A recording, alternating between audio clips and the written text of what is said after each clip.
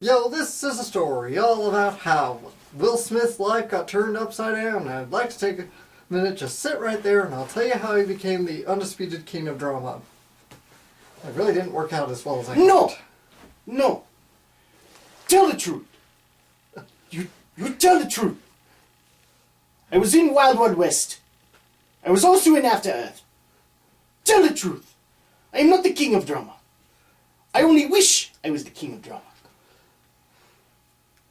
Welcome, everybody. People have already made their assumptions on what I think of this movie, and guess what? You'll be pleasantly surprised. You're wrong! Okay. Wow, spoiler right off the bat there. I'm just saying. Okay. Well, I guess you can turn off the video now. I mean, you know, Adam didn't, These are Dragon Shadow vlogs. It's our job to spoil. Adam didn't hate the movie. End of video. Yay! Welcome, everybody. We just got out of 7 pounds, which is Will Smith's new... 7 pounds? 7 pounds shit. That's the one. Fuck.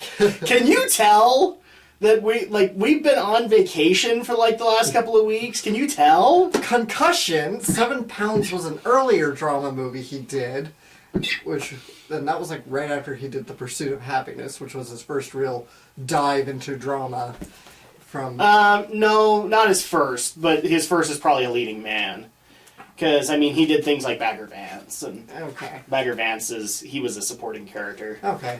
Yeah, The Pursuit of Happiness was the one I knew, because that was one I saw when Will Smith suddenly made jump from action star to serious. Well, let's just be honest about his career. His career is of jumps. All right. Did he start off as a rapper? Yeah, he was a rapper first. So he jumped from rapping to TV acting, from TV acting to movie acting, and from there things just kind of went downhill. Because, okay. To the people who are already going to step up in defense of Will Smith, I don't hate him. I don't hate the guy. But my problem is that he is not the accoladed actor that people make him out to be. There is no such thing, roughly. People are going to have those bad projects. You and I love character actors like Gary Oldman, and, well... He did Lost in Space. He did Lost in Space. Some people would actually say, he overdid it in Bram Stoker's Dracula. Gary Oldman has had crap pieces, but he's also had good pieces. Same thing can be said of Will Smith, is that Will has had really good jobs that he's done, and then occasionally he gets that piece of crap script, he takes it, and then blames the director for that not working out. Maybe it was just because when you look at Wild Wild West, and you saw the giant mechanical spider, maybe you shouldn't have done the film. John Peters finally got that motherfucking spider. Did he mention the spider? He mentioned the spider. Anyway, to what's going to come a little later. But yeah, and also this is not. I also want to point out that this. What's the actual term for the actual genre for this kind of thing? Like based on true, is a biopic? Biography, yeah. This is not his first biopic either. No. He also did Ali back in 2002, I think, which was also a Christmas release, believe it or not. So this is not his first time to a rodeo. And The Pursuit of Happiness. Oh, was that a biopic? Yeah. I don't know that. Yeah. Unfortunately, it kind of loses its power when you know the real guy is kind of an idiot. I'm not talking about Will Smith. I'm talking about the guy he plays. No, I knew what you were talking about, but I could have told you that, and I haven't even seen the entire movie all the way through. I'm just like, wow, you made some dumbass decisions. That's already going to get me hate. What a great way to start off 2016, huh? Yeah. So yeah, this movie, of course, was a Christmas release, but obviously Christmas we're busy. We got to be with our families and other things to do. And the funniest thing was that we actually were working the week of Christmas. We were trying to get a bunch of stuff done so that we could take the next 2 weeks off. Because, I don't know if a lot of people get this, but even YouTubers need their sleep. Even YouTubers need to adjust to a new job or to spend time with their families. So we were working all the way up to that point, and we had set agendas and set schedules, so we couldn't have possibly fit Concussion in. In fact, our original plan was to review it in 2016, but not keep it in mind of our 2015 movies, mainly because at that point it would have been a month old. Yeah. At that point. But that's roughly what has happened. So if people want to give us crap about that, then you're more than welcome to. I would actually like to say that we are the epitome of nostalgia geeks right now, because we just, our first order of business in 2016 is to review a movie that came out in 2015. Yeah. You know, I think Romney's already reviewed this one. I don't think he has, actually, because I think around the time he was announcing, we'll need to double check this, but I think around the time he was announcing his break. He's taking the break for the month of January, because January's the dumping ground of terrible movies. Do we need to go to the internet now? I thought I saw it on his channel, but then again, so many channels, so hard to keep track of everybody. Why don't you go ahead and get things started, and I will, distract the audience. Oh, I'm really awful at summarizing plots, but I'll try my best. Well, here's the thing, too, is I think when it comes to things like biopics, we've already, because we did this with Bridge of Spies, too, where we summarized the plot a lot, mainly because if you want to, if you're interested in the situations that happened to prelude that story, you know the story, and therefore you're probably going to go see it.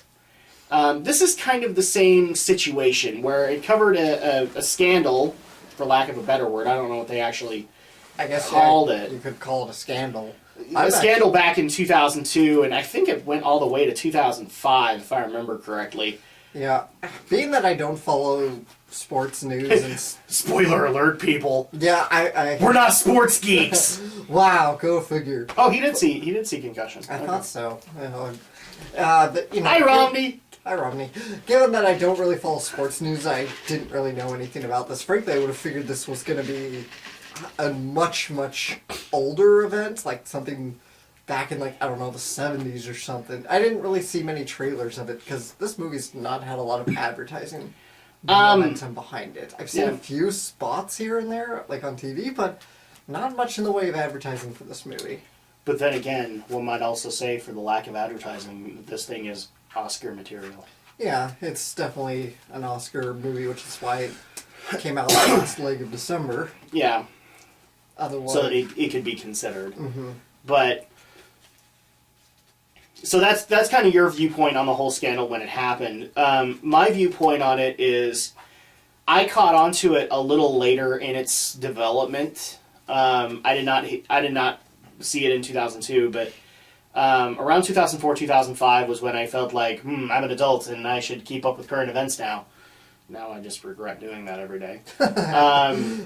Because there's so much stupid in the news. I went through this, derailing the topic again, I went through the same exact thing when 2007, that's when I finished high school, and that's, of course, about the time of the big presidential election after Bush's 2007 was on all the primaries were going on at that point.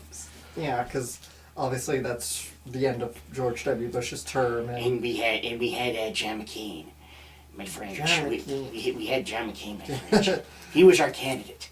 The guy who would sleep with everything but the kitchen sink.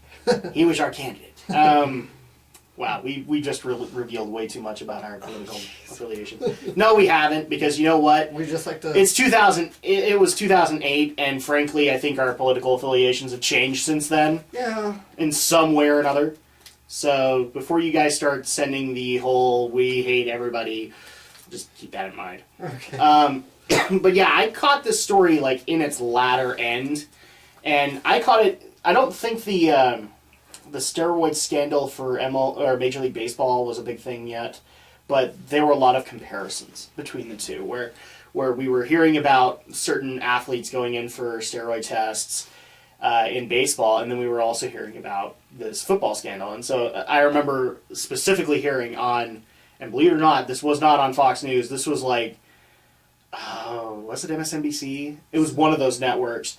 Where it's this is the end of professional sports as we know it. Hallelujah! And I'm like, no, it's not.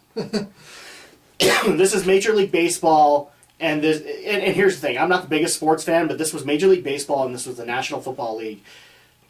National Basketball Association wasn't attached to this. National Hockey League wasn't attached to this. And for lack of a better term, I think FIFA was still gaining momentum at this point. So, no, it's not the end of professional sports, but I still remember the scandal around it and seeing, like, even on ESPN channels, you saw a lot of interviews with, like, acclaimed football players and them stepping in on either side of the argument. So yeah, this is kind of a big deal. This is actually the first biopic that has happened in the 2000s, I think, at least to my knowledge. So about sports or just in general? No, just biopic in general, where the starting point was in 2002. Oh yeah. Because a lot of that stuff, usually we go back all the way to the 50s or the 70s. We just barely hit the 90s, like in 2003 maybe, where we started doing that. I may be wrong about that, but that's just kind of my viewpoint. Anyway, since we derailed horribly on that, I am going to put this on the premise that if you don't know this story already, there are tons of outlets where you can find it out. Where you can actually read the article that this is based off called Game Brain, which is about Dr. Bennett Omalu, and you can do your homework on that one. We're not going to go into too much detail about how this story ended up because people know how it ended up. With that said, let's. I guess I'll go into the plot because he's telling me that. By the way, well, do we need to put a... No, we don't need to put a spoiler warning because, again, you can go to frickin' Wikipedia and look this up. Yeah, really. It's... Save that for the next... No, wait, I think the next movie is biopic, too. Well, there you go! We'll get there in a second. But yeah, this is... Will Smith is playing Dr. Bennett Omalu, and he is I think he's still a student when he came over... When this whole thing was going on, like a student of his nth degree at that point. Yeah. And he is an immigrant from Nigeria. And I don't know why I added an accent there, but I did. And he was living in Pittsburgh. And around that time, I actually like how the film started off, where they started off with a Michael Webster interview. And they actually found a really good lookalike, I think. I would love to see a picture of the actual guy just to compare them, but you could tell it was a really good makeup and a really good lookalike job for Michael Webster. And they started with that, and I think it was like his Hall of Fame speech. And then they cut to where Michael is at that given moment, and he's not in good shape. But they also cut to Bennett Omalu, and at that point he was working as a pathologist in the City Coroner's office of Pittsburgh. And already you can see off the bat he is an unusual person. He likes to talk to the bodies. He likes to put music on and go extremely in detail. And obviously his true Pittsburghian co-workers hate that. How dare you bring your voodoo to my place? As we saw from his associate played by Mike O'Malley, which I think was really poured on strong. Like, we're talking straight up drinking vinegar strong. Or probably like downing a whole thing of like really hard NyQuil. You want to know why I didn't go into any alcohol? Because I haven't done that! Anyway, so I can't do that as a frame of reference. So that kind of sets the characters. We also get to meet Dr. Cyril Wecht, played by Albert Brooks. If you guys do not know who he is, he's done plenty of stuff in old TV. I mean, he was part of the Odd Couple cast, for crying out loud. But he also does a lot of voice work recently. Specifically, he is Marlin from Finding Nemo and the upcoming Finding Dory. He's got lots under his belt. And then also another featured actor that we follow is a former NFL team doctor for the Pittsburgh Steelers, who then becomes kind of the advisory to Bennett Omalu throughout his course. Dr. Julius Bales? Julian Bales. Julian Bales. Played by Alec Baldwin. You'd think I'd have a lot of stuff to say about that, but Because he's Alec Baldwin. He always kind of talks like this. Well, I was going to go more into the voicemail where he's totally trolling his daughter. He's the epitome of the troll face these days. But anyway, this chronicles when unfortunately Michael Webster was found had committed suicide in his truck, and we get to cut to Bennett Omalu and his examining. I was going to say investigation, but that's not accurate. The examination of his body, and as he kind of puts the pieces together and finds out just the damage that football is causing to some of its players, especially since nobody's really talking about it. And we get to follow Bennett as he not only puts out a medical journal saying the problems of, don't ask me to say the Latin, I can't do it, of CTE, which is the official concussion problem of the film, and how the NFL just tries to shut him down left and right. But we also get to follow his personal life as we find out he's a very religious man, and through his religious meetings, he actually meets who is going to be his future wife. You see them kind of fall in love, and then you get to watch them kind of slowly have their lives, as well as seeing the absolute hell that Bennett Omalu was put through the NFL machine, as it were. Aside from that, I don't really think there's a whole lot of other details that we need to put in here, because obviously CTE is a big thing now. I think it's still going on right now, the lawsuit against the NFL from previous players for not notifying them, because this was something that the NFL knew about and didn't tell anybody on. I mean, they did. I think even when I did my homework on the matter, they had the dumbest tests and panels on the matter. And for as smart as the NFL wants us to believe, they totally half-assed that, and it's very clear. This is... I want to say this isn't an opinion piece, but it is, because it is following Bennett Omalu's opinion on the matter. It doesn't really showcase the NFL in a good light, but, you know, as I've seen NFL commentators and NFL players acknowledge later on, after the scandal has happened, you know, the NFL wasn't exactly in the right either, and even some higher up officials had to admit that. So, I don't know, is there anything else that I really need to add into this? It's biopic, guys. You can go literally read about it. Yeah, you can go read the story for yourself. This is one of those films that isn't necessarily good because of its story, because the story is based in some actuality on the true events.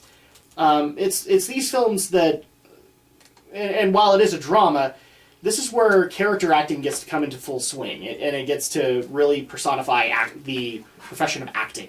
So these reviews aren't necessarily going to be about a lot of the story. It's going to be about how the director portrayed the events and also how the actors did. Mm-hmm. So with that, I guess let's just go ahead and get into positives and negatives on the overall direction and cinematography and things like that of the film. So why don't you go ahead and take over on that, Alex? Okay, well, I thought this was a pretty good movie.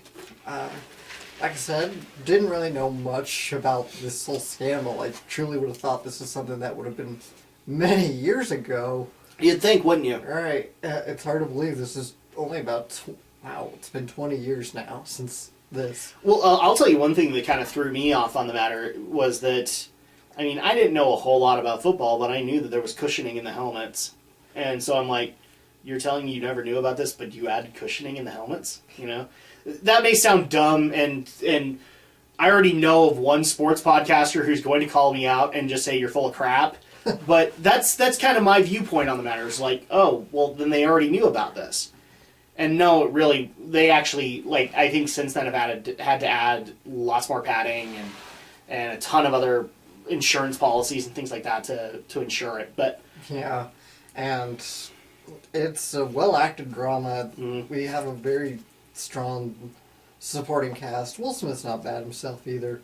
And it really was a compelling, good drama. Sometimes with these kinds of dramas, you run in the risk that they, especially when they're like 2 hours long, sometimes they feel 2 hours too long. Yeah, it feels like they covered way too many events. This to me, I felt was about right in its pacing. And so story-wise, I don't have too much of a problem with it. Mm-hmm. And really, just it's a compelling story to watch, even if it has been told a few times in just different ways. It's a bit on the sports movie kind of cliche end, but Well, I liked it. It's a decent movie. I wish there was more to say, but I can't say it like blew me away. I think the shots were fairly well done. There were a lot of close-ups. Yeah, a lot of close-ups. But I think at least some of them were done for the right reasons, where you really did need to showcase, because there were a lot of short, a lot of close-ups of Will Smith's eyes, and so at that point you got to see, this is what Bennett is thinking of everything that's going on around him, or at least from Will Smith's perspective. So I'll give them that kind of credit. But I actually kind of come from a different perspective. I actually think there was a little bit too much time put into other things that were not relevant. As much as I appreciate, Benedict O'Malley had a life and got married and had kids, and they even showcased when he lost his first child and became kind of cynical. A couple of those scenes didn't feel relevant to the story. Well, it is trying to show us the NFL is kind of trying to really bury him. But what I'm saying on that matter is that when they cut to his life, there were a lot of points where I would have just liked to have seen, okay, this is how the NFL retaliated against him, because that's the focus of this film, is Bennett would come out and say what he felt was right, and then the NFL would retaliate, And so you expect more of that, and then you get flashed over to Bennett and his wife to be about to purchase land for a house, and it's cute, or it's good. I mean, don't get me wrong, but it feels out of place for what's happening, especially at that point when that's one of the points of the movie where the NFL is really starting to come down on him. Like, he's starting to understand just the personal hell that he's walked into, and so it kind of takes away from that. Another scene in particular was the concept that eventually the feds get involved, and yes, I believe that, this did happen, I think, to some extent, where his boss, Dr. Cyril Wecht, who's also on the paper, he gets pulled in for like 80 counts of federal charges, which were basically misuse of paper clips, roughly. Yeah. Which, dude, that crap exists, people. That crap exists. That's true. The feds really do. No, there are stupid laws like that. I mean, for as much as people like to dig up those books of, there are laws in this city that you cannot mow your lawn in boxer shorts on a Sunday, Right. The FBI still upholds a lot of this crap. And mainly because it helps with some of the other stuff, and that's stupid, but that's the way it goes. So they do that, and in turn, they kind of force Bennett to testify against him, and he says he will not do that. But in that point, they basically say, or he basically says, okay, well then I technically lose my job. Okay, well that means you lose your immigration status because he is technically not an American citizen. He says, okay, well then I'm going to move out of Pittsburgh. I'm actually kind of surprised it took him that long to move out of Pittsburgh, people. Not a fan of Pittsburgh. Well, dude, it was football central. I mean, there were a couple of points where I actually wanted to see, and this may sound cruel, but this would have put the emotion in the whole thing. They had that one point where the call came in for the guy saying, he wants the pussification of football. Yeah. Not my words. Words of the movie. Words. I almost expected, like, later that night for a brick to go through his window or something like that. Yeah. And that didn't really happen. In fact, another scene that got frustrating was we got to see a whole, not a car chase, but where his wife, who is pregnant at the time, and I think she was pretty late into the pregnancy, or midway, and she notices that she's getting followed. I'm assuming by NFL reps, but I don't know that. Yeah. And so she has to basically swerve out and calm her heartbeat, and in turn kind of induces labor and creates other problems. And unfortunately, which results in the loss of their first child. So there were a lot of moments where it felt like ripping out into another thing. Like they had a scene where I guess they had just barely sold the house that they built. And Will is sitting there in front of a wall and he's beating the living crap out of it. That felt out of place. Yeah, I can't really conceive the purpose. I would have much rather seen him go and rebuild his life in California, or have his next retaliation against the NFL kind of thing, instead of having him beat a wall senseless with a 2x4. And to the people who are going to scream after me, well, that shows the emotion that he's going through. Every scene up to this point has showcased that exact thing. Yeah, that was needless filler. There really wasn't any relevance to him tearing down, even talking symbolically, even talking metaphorically. There's nothing that the wall's representing, because you're going to beat up a wall. That's probably that usually is symbolizing you're tearing something apart, you're tearing down. You could, right? Otherwise, there's no point for the wall scene. I have to agree there. Which, at that point, he hadn't torn down anything. Yeah. So it doesn't make a whole lot of sense. It's basically, you're seeing his life coming crashing down on him, and this is how he's reacting. Yeah. But it does nothing for the story aside from that. You've seen a couple of other scenes where he admits he wishes he had never met Mike Webster. Yeah. He admits later he hated him for all that was going on because of his discoveries with him. Yeah. Even then, you had better scenes when he was actually saying, when I was back in Nigeria, heaven was here, and this was America. And how his expectations have become horribly askew because of what's going on. Yeah. There's a lot of good scenes where you see him contemplate his actions, and not necessarily to the extent, is he doing the right thing? He knows he's doing the right thing, but now he's wondering, why am I doing this now? Everything, because it's all coming back to bite me in the ass, and this is not working out. And So, the wall scene, I think, was bad. I also thought one of the scenes where he was supposed to go and approach the NFL to explain his findings, and later on, because the NFL was stupid at that point, he goes with Julian Bale's Alec Baldwin. Yeah. Let's just go with that. He goes with Alec Baldwin, and Alec Baldwin comes into his room and basically says, well, I'm sorry, you kicked them in the nuts, and they don't want to hear from you. They're willing to hear from me, but that's about it.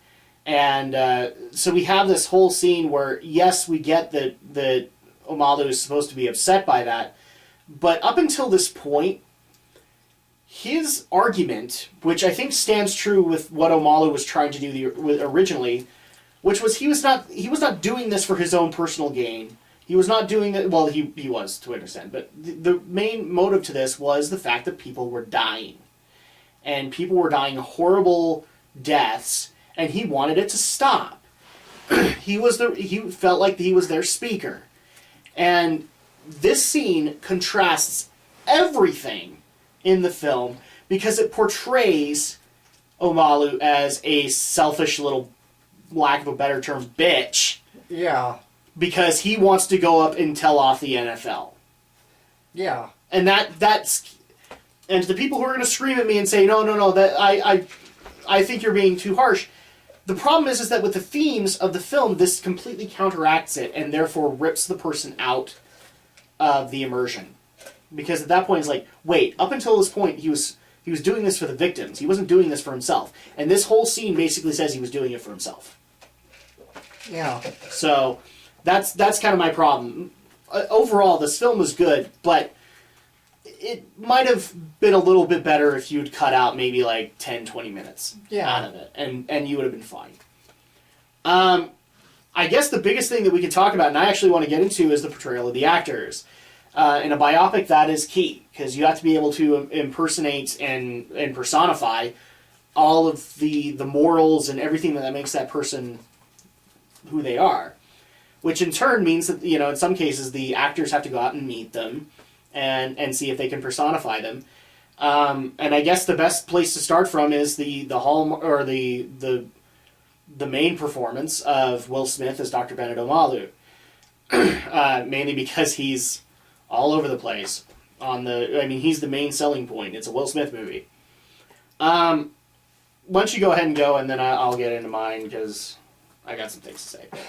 I don't know why you have such a problem with Will Smith in this. I had no problem with him. I think he's fine. He sounded fine. He kept his accent consistent throughout the movie. He acts kind of like a nervous guy. I don't know much about the real person, obviously. So I'm just going to assume that's the personality of this person. Is that he's maybe kind of a little bit nervous. He kind of reminds me of me, unfortunately. And frankly, I think Will Smith he's fine. I don't have any problems with him. Okay. People are probably going to take my opinion on the matter saying Will Smith sucks. No, that's not the case. I actually think he did really well in this particular role. However, one problem that Will has when he does these kinds of roles was painfully obvious here too. And, okay, I've also seen the movie Ali, and I wanted to see that because I'm not a boxing fan, but I knew who Muhammad Ali was, and I wanted to know more about him. And after watching that movie and then watching actual performances, or not performances, but actual interviews with Muhammad Ali, I noticed one problem that Will had that I think also bled into this role. I think it's later on in production when this happens. I think the first, the scenes that got in all the trailers, that tell the truth, that's all, early on in production. Mm-hmm. But there are scenes that are obviously very late in production, and people can hear his straw, apparently. Sorry. There are scenes that occurred later on, and it felt like he was almost forcing the performance and overdoing it. And when you're trying to impersonate a person that is living, I believe Benedict Omalu is still alive. Yeah, he's still alive. When you overdo it, it really just, again, sells that whole concept that this is fake. And as a biopic, you don't want to do that. You want to have, this is based on real events and therefore it is real, kind of thing. And Will's performance shows that. The best example that I can give is at the very beginning, he's in a courtroom and he's showing off all the various degrees that Benedict Omalu has. And that's great and all, but the way that he portrayed it, where it lasted 20 minutes... That's a problem with editing. But it's also a problem with the performance, too, because... No, come on. No, he was literally repeating himself. And he was overdoing the accent in a lot of those points. Oh, and yes, I have this degree also. That's where I think he was pushing it a little too hard. The rest of the movie, when all of the pivotal dramatic moments happen, he's fine. He's selling the role, and I get it. In fact, I would actually say some of the best scenes in this movie are not when Will Smith is speaking. Are not. The best scene in the movie, as far as I'm concerned, is when they lost the baby. Mm-hmm. And that's a point where silence sells everything. Yeah. And you got to see, I couldn't tell immediately if Will was crying, but it looked like around the same time, they both had tears streaming down their face. Yeah. Silence is golden. And if you can sell silence, you've got it. Especially in those moments. There were a lot of moments where he was just being a doctor.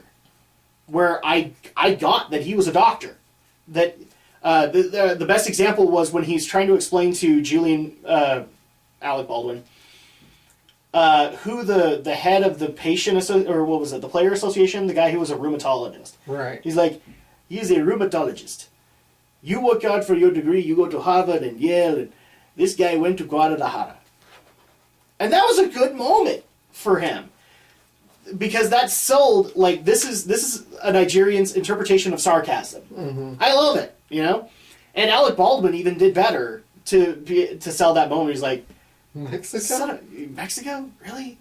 Son of a bitch, kind of thing. And that's awesome to me. So I do not have a problem with Will's performance here. This is not Wild Wild West. This is not... this is not Hancock. I haven't seen all the way through of Hancock, but I can agree with that. Yeah. He's not phoning it in, basically. No, he's not. Or After Earth. This is not that kind of performance. He actually gives a crap, and I don't think it's because he had an artistic director. I think it just he gave a crap. Mm-hmm. I would actually dare say that the best thing that sells this movie is the performances aside from him. The circle of people that he had around him and their performances. I still think the best performance we got was probably Cyril Wecht from Albert Brooks. Because from what I've read about the guy, he is a cynical bastard. You know, he is the epitome of that one doctor that is the greatest of doctors, but man, he's a pain in the ass to deal with. You know, and I love the fact that Albert Brooks played that, and it made it real. That this guy is not approachable to people, but that he can do his job. And that's really what you needed to sell there. I also think this is probably one of the best performances from Alec Baldwin in years. Yeah, I said it. I do not like anything that he's done in the 2000s. The last good role that I remember him being in, well, actually that would have been a 2000 role, but it would have been Hatred Incoming, Final Fantasy, The Spirits Within. I think he did a good voice role there. I would dare say his portrayal in Hunt for Red October is awesome. But I haven't seen a good Alec Baldwin performance in a long, long time. And this was one of them. This was awesome. His portrayal as a teen doctor trying to deal with a crazy Mike Webster, and the fact that he is downright scared of what's going on is sold to me. This made me forget about his horrible voicemails to his daughter and all of that crap. This actually made me remember, oh yeah, he's an actor. And he's doing it really, really well. So that's actually what I would say is the best part about this film is all the people around Will Smith, and I don't know why they didn't get enough advertisement on this. It's Alec Baldwin, for crying out loud. He should have at least been second name on the poster. Yeah. But no, it's Will Smith. Concussion. What about you? What did you think about the side performances? Yeah, the rest of the cast is great too. All around the acting was solid from pretty much everybody. Yeah. The supporting cast is great. The only thing that I kind of wish we would have seen more of is more on the NFL side, because they had some pretty good actors in there. Yeah. But they stuck out of that for quite a while. In fact, one of them that I've seen him do other roles. I can't remember his name off the top of my head, but he was pretty much silent the entire film. You know what I'm talking about, right? Where it looked like the PR guy for the NFL. They actually had a moment where Amalu and him are looking at each other after the first summit. Oh yeah, you missed kind of he's the guy who's like, you go back to Nigeria. You don't mess with my... No. This was the guy that was like in the meeting with the NFL execs and going, okay. This isn't sports section. This is the New York Times. That was the guy. Oh, okay. Never mind then. Yeah. You're right. He was I've seen him do like really kick-ass roles, and he was pretty much silent this entire film. That's kind of sad. Because I think we could have gotten a kick-ass performance out of him.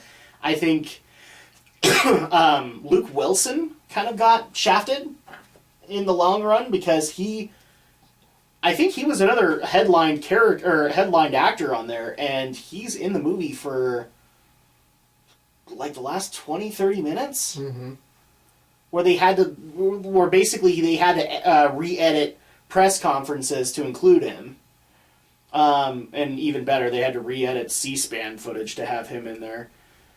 Oh, Luke Wilson, unfortunately you had to speak to such people as John Conyers and Maxine Waters. Yeah, I went there.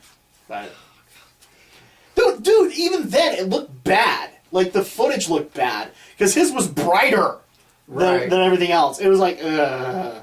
It was bad. Yeah. So I think, honestly, Luke Wilson got the shaft. And a lot of the NFL reps, I think, got the shaft, except for Alec Baldwin. And I don't know if they did this because good guy, bad guy, but it would have been good to see from their perspective. Yeah. Like, the thorough way that they are getting screwed in this entire thing. But... yeah, so I think that's pretty much all we could say on it. So, final verdict for Concussion with Will Smith. Pretty good movie, interesting topic, interesting subject. Well acted, decently shot, decent music, decent everything. I'd say it's a pretty decent, strong 7.5 for me. I'd probably be there too, like a C+. We actually looked up the director, and his name escapes me right now, but... Yeah, he wrote and directed the film, and... Yeah, he wrote and directed it, but this was not... Like, his earliest work is 2013, so... Yeah. He's fairly new. I think he did a fairly good job. but yeah, I mean, I guess that's the best compliment that we can give is that he was slightly above average for his first time out, like doing a biopic like this. And I kind of hold true to that. I think a 7.5 and 8 would be 7.5 roughly, a C plus for this overall performance. And given that this is a biopic, I don't know if we should do the whole pricing thing because you know, the bottom line is that nobody's going to see this in 3D. Yeah, I mean, I'd probably just a red box it. I'd say, you know, even for biography nuts like me, movie tickets are expensive, and yeah, unless you're just super. I mean, unless you're like totally interested in the events of this, then maybe a matinee ticket is worth it for you. Yeah. But I kind of agree with you. Like Netflix this thing or Redbox it. Yeah. I think that's the most that you can get out of it. And you know, did you notice how many studio logos we had at the beginning? Good grief. I tried to count them, but I lost. Jeez, it's like 4, wasn't it? 4 or 5? Yeah, like 4 or 5. Yeah, I can. Yeah. 30 seconds of studio logos. Ding. You can already see CinemaSins now. See.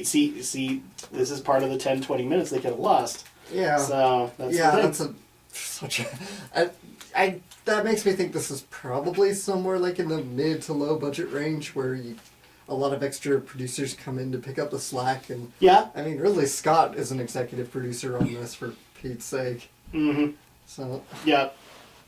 So, I think that's going to go ahead and do it for this review of Concussion, and I think this closes the book on 2015. So, we hope you guys have enjoyed this vlog. If you guys are interested in the events here, you can either go look up the articles or you can watch this movie. I think football fans will also enjoy this because this is a staple of football history, whether or not it's a good staple of it. But sometimes, for those things that we love, we need to know the good as well as the bad. So, yeah. But basically, just kind of. Actually, I was going to do this, but I think I'm going to wait until the top films of 2015. But might as well. yeah, so this is going to be our first review or in 2016, but it doesn't count as far as these go. In fact, it's going to our top movies of 2015. People can look forward to seeing us later this month. This year has a lot of stuff spread throughout, so it'll be interesting. And then I think the next movie that we have is like literally late January. I think it's like the 29th, and it is going to be The Finest Hours with Chris Pine. Because we've heard you guys' opinions, and yes, we want to do some more dramas too, and this is kind of a great way to do it. So yeah. It's not just going to be like action flicks and whatnot. We actually want to, touch things like dramas and maybe a comedy or two. Yeah.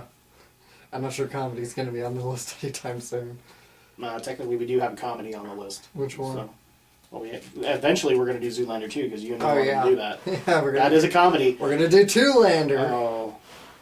Oh, David Bowie. Oh. Yeah, we just lost David Bowie. Till next time, guys. Sorry to go out such a downer now. We got to take our Prozac now. Ground control to Major Black.